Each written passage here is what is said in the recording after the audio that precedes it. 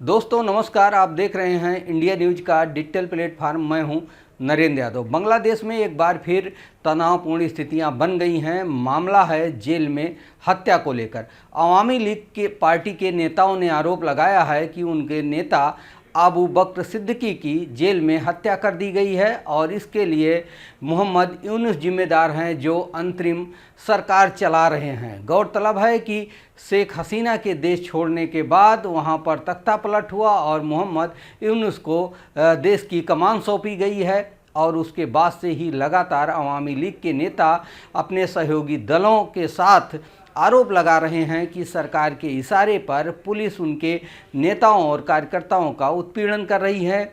Jail जो सबसे सुरक्षित मानी जाती हैं, वहां पर हत्याएं हो रही हैं और लगातार अवामी लीग के नेता और कार्यकर्ता पुलिस के निशाने पर हैं। इसको लेकर के जहां जगह जगह पर बैठकें की गई और इसका विरोध जताया गया है और इसकी जिम्मेदारी सीधे मोहम्मद यूनुस के ऊपर थोपी जा रही है।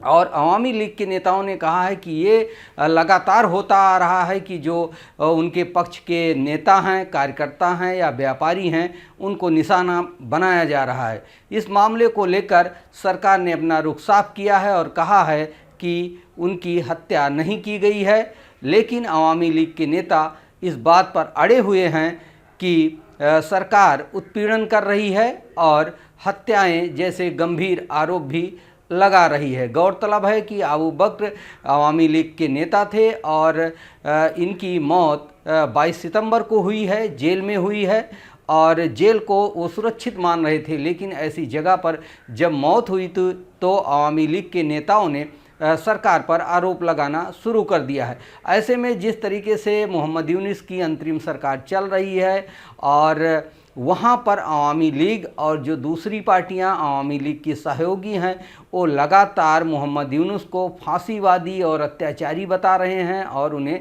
हत्यारा भी करार दे रहे हैं, क्योंकि सरकार अवामी लीग के नेताओं पर लगातार कार्रवाई कर रही है, दमन की कार्रवाई कर रही है, उनकी आवाज़ों को दबाने का प्रयास किया जा रहा है। वहाँ पर किसी भी तरीके के धरना प्रदर्शन या विरोध की कोई गुंजाइश नहीं है। ऐसे में उनके अवामी लीग की नेता निर्वासित जीवन जी रही हैं और वहाँ पर यूनुस अंतरिम सरकार चला रहे हैं। तो ऐसे में एक बार फिर अवामी लीग की तरफ से मोहम्मद यूनुस पर करारा हमला बोला गया है और उन्हें हत्याओं और जुल्म के लिए जिम्मेदार ठहराया गया है। ऐसे में बांग्लादेश में जिस तरीके की राजनीतिक परिस्थितियां बन रही हैं, उत्पीड़न और हत्याओं का दौर चल रहा है और इस तरीके के आरोप आ रहे हैं, तो इसको लेकर बांग्लादेश में एक बार फिर अस्थिरता का माहौल भी देखा जा सकता है।